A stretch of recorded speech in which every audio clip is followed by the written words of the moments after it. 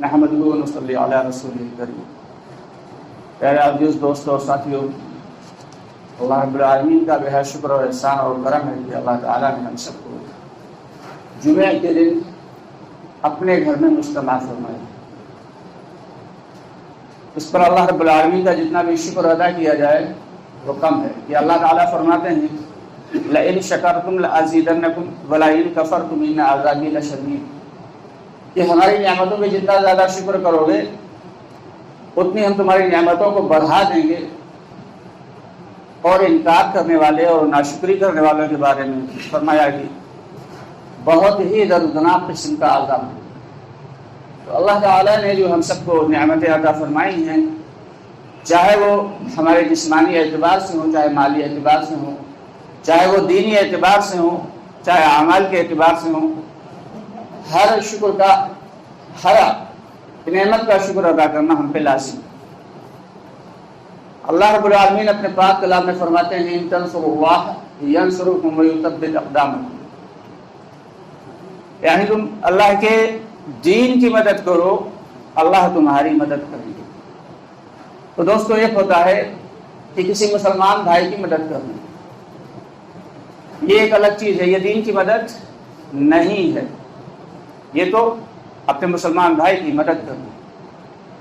اور ایک ہوتا ہے دین کی مدد کرنا۔ دین کی مدد کرنے سے مراد یہ ہے کہ اللہ کے بھٹکے ہوئے بندوں کو اللہ خوشامد برآمد کر کے اللہ تعالیٰ سے جوڑ دینا، یعنی ہمارے وہ بھائی جو اللہ کے اوامر کو توڑ رہے ہیں، حضور پاک نبی کریم صلی اللہ علیہ وسلم کی سنتوں کو چھوڑ رہے ہیں، انہیں پیار سے، محبت سے سمجھا کے، بجھا کے اور اللہ سے اور اللہ کے گھر سے جوڑ دینا، اسی کا نام دعوت ہے۔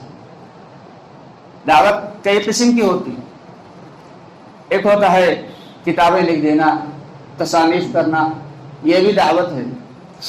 علماء کرام کا کام یہ ہوتا ہے کہ وہ دلائل کے ذریعے جو بات کرتے ہیں، جو دین کی بات سمجھاتے ہیں، وہ بھی دعوت ہے۔ دعوت کے الگ الگ اقسام ہیں، جیسے کہ کچھ بہت سارے بزرگان دین ایسے ہیں جو اپنے یہاں بلا کے اپنے خانقاہی نظام کو چلا کے اور لوگوں کے زندگیوں کو تبدیل کر کے وہ بھی دعوت دیتے ہیں۔ تو دعوت کے الگ الگ طریقے ہیں کہ کسی ایک کام کو صرف دعوت سمجھ لینا یہ کافی نہیں۔ اسی طریقے سے نماز پڑھنے کو صرف دین سمجھ لینا یہ بھی کافی نہیں۔ نماز، روزہ، زکوٰۃ، حج، یہ ساری کی ساری ہم پہ فرض ہیں، فرائض ہیں، یہ ان کو تو کرنا ہی ہے، لیکن یہ مکمل دین نہیں ہے۔ مکمل دین کو سیکھنا پڑے گا، کامل دین کو سیکھنا پڑے گا۔ صحابہ کرام رضی اللہ تعالیٰ عنہم اجمعین جو کامیاب ہوئے اور جو دنیا اور آخرت میں اللہ تعالیٰ نے ان سے رضا کا پروانہ دیا، تو اس کا ریزن یہی تھا کہ انہوں نے محنت کی تھی کامل دین کو سیکھنے کی۔ اس سے بہت ساری چیزیں آتی ہیں کہ ہمارا سب سے پہلے تو ایمان ایک دم پختہ ہو، ایمان مضبوط ہو، ایک اللہ تعالیٰ سے ہی ہوتا، کسی اور سے کچھ نہیں ہوتا۔ دوسرے سنتیں، ہر سنت پہ اس نیت سے عمل کر رہے ہوں کہ یہ ہم سب کے آقا نامدار محمد صلی اللہ علیہ وسلم کا راستہ ہے اور یہی ہمیں جنت تک لے جائے گا۔ کہتے ہیں کہ ایک شخص ہوا میں جانماز بچھا کے نماز پڑھ رہا ہو، یا ایک شخص سمندر پہ مسلح بچھا کے نماز پڑھ رہا ہے، لیکن سنت کے خلاف زندگی گزار رہا ہے، تو وہ جادوگر تو ہو سکتا ہے لیکن ولی نہیں ہو سکتا اگر سنتوں کے خلاف زندگی گزارے۔ کیونکہ اللہ تک پہنچنے کا ذریعہ اگر کوئی ہے تو وہ صرف اور صرف سنت ہے۔ اسی طرح فرماتے ہیں کہ ان تنصروا اللہ، تو اللہ تعالیٰ خود فرما رہے تم میرے دین کی مدد کرو، میں تمہاری مدد کروں گا۔ اب اللہ کو بھلا مدد کی کیا ضرورت ہے؟ اللہ کو اپنے دین کی اللہ تعالیٰ چاہیں تو ساری دنیا کے لوگوں کے دلوں کو پلٹ دیں، لیکن پھر بھی اللہ رب العالمین نے چونکہ دنیا کے قانون کو جو ہے وہ اسباب کے تحت رکھا ہے، اس لیے اتنے سارے تقریباً 100 لاکھ یا کچھ روایتوں کے مطابق لگ بھگ 2 لاکھ انبیاء کرام کو بھیجا کہ وہ اللہ کے بندوں کو اللہ سے جوڑیں۔ نبی آتے تھے تو لوگوں کی زندگیوں میں دین آتا تھا، لوگ اللہ سے جڑتے تھے، برائیوں سے بچتے تھے، نبی چلے جاتے تو دعوت ختم ہو جاتی، دعوت دینا بند ہو جاتا، جس کی وجہ سے لوگوں میں پھر برائیاں عام ہو جاتی، لوگ پھر گناہوں میں پڑ جاتے، تو اللہ تعالیٰ پھر نبی کو بھیجتے، نبی آتے پھر لوگوں کو دعوت دیتے۔ تو اس طریقے سے یہ سلسلہ اللہ تعالیٰ نے حضرت محمد مصطفیٰ صلی اللہ علیہ وسلم پہ مکمل فرما دیا۔ اب چونکہ کام تو باقی رہے گا، ایسا تو ہے نہیں کہ سارے کے سارے لوگ نیک بن گئے حضور پاک صلی اللہ علیہ وسلم کے بعد اور اس کے بعد پھر کہیں برائی نہیں آئے گی۔ تو اس کا طریقہ اللہ تعالیٰ نے یہ بنایا کہ یہ ضابطہ ہے کہ امت محمدیہ کو ہی مقرر کر دیا کہ اب تم دعوت کا کام کرو۔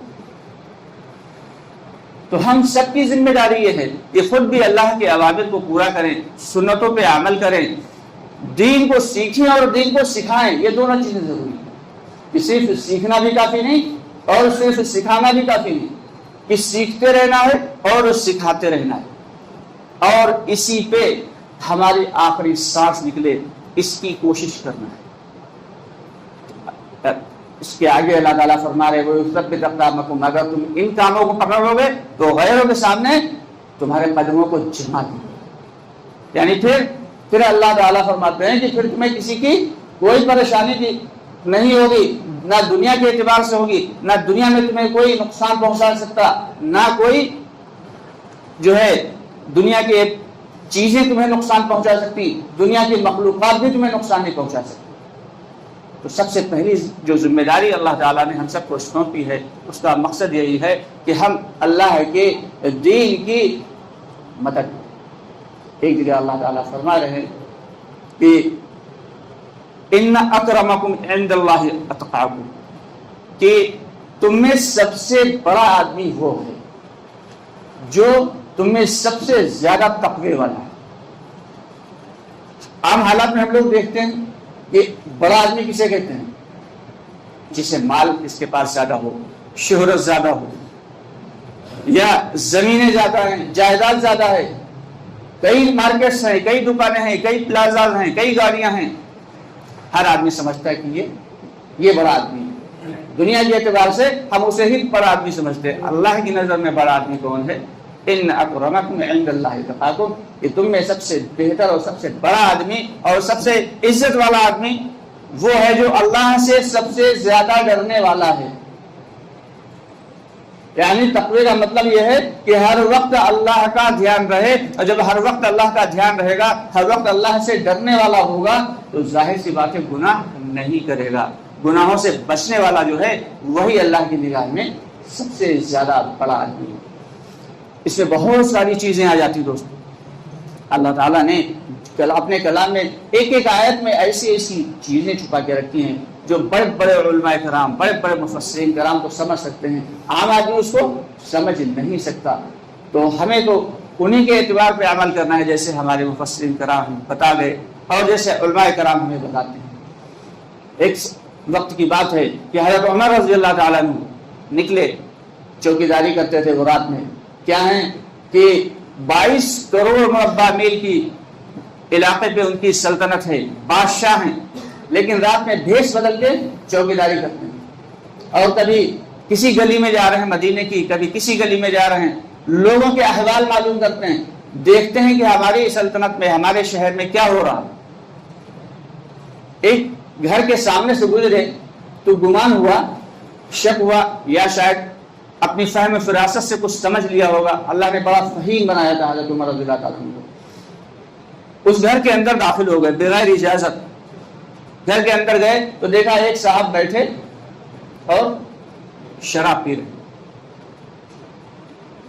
تو حضرت عمر رضی اللہ عنہ نے پوچھا کہ اتنا بڑا گناہ تم کر رہے ہو، اتنا بڑا گناہ جو کہ گناہ کبیرہ میں سے ہے اور تم کر رہے ہو؟ تو وہ بڑے میاں جو شراب پی رہے تھے پلٹ کے بولے کہ آپ نے بھی کچھ چھوٹا گناہ نہیں کیا ہے کہ کسی مومن کے گھر میں بغیر اجازت داخل ہو۔ اندازہ لگائیں کہ ایک عام آدمی ایک 22 کروڑ مربع میل کی سلطنت کے بادشاہ سے کیسے بات کر رہا ہے کہ آپ نے بھی ادب کی غلطی بھی کر رہا ہے اور بہت بڑا گناہ بھی کر رہا ہے۔ کیا کہا کہ آپ نے بھی کچھ چھوٹا گناہ نہیں کیا کہ آپ مومن بھائی کے گھر میں بغیر اجازت داخل ہو گئے۔ حضرت عمر رضی اللہ عنہ فوراً اپنی غلطی کا احساس ہوا، فوراً وہاں سے نکلے اور چپ چاپ آئے. کافی دن گزر گئے. اچانک ایک دن آمنا سامنا ہوا تو اس کے کان کے پاس منہ لے جا کے بولے کہ میں نے اس دن والی بات کسی کو نہیں بتائی. یعنی اس دن جو تم کام کر رہے تھے اپنے گھر میں چھپ کے جو گناہ کر رہے تھے میں نے کسی کو نہیں بتایا. اس نے بھی، اس بوڑھے نے بھی اپنا جو ہے ان کے کان میں، حضرت عمر رضی اللہ عنہ کے کان کے پاس منہ لے گیا اور کہا اس دن کے بعد حضرت میں نے بھی نہیں دی. تو ایک مومن کی عزت جو ہے وہ اللہ کی نگاہ میں بے